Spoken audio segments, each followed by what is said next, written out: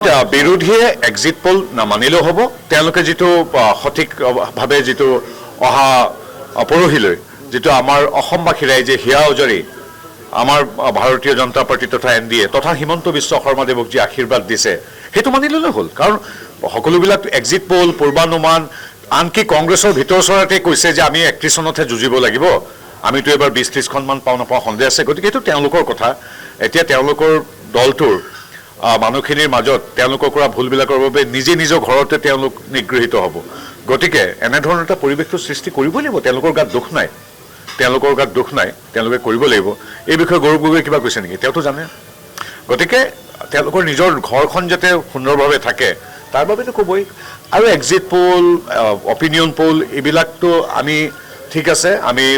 বেলেগকে থৈও পৰহিলৈ যিটো সঁচা যিটো ৰিজাল্ট আহিব সেইটোকে তেওঁলোকে চাওকচোন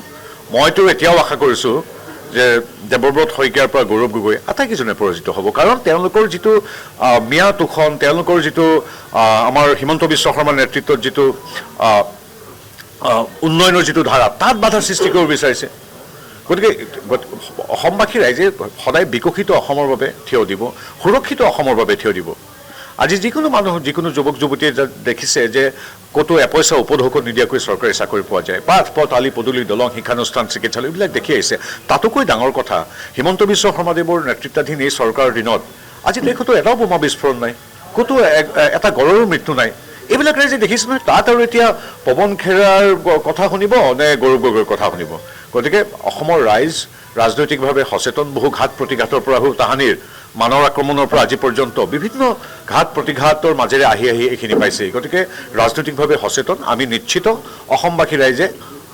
ৰাইজে হিয়া উজাৰি আমাক আশীৰ্বাদ দিছে সেই আশীৰ্বাদে আমাৰ শক্তি আমি পৰম আগ্ৰহেৰে এই আশীৰ্বাদ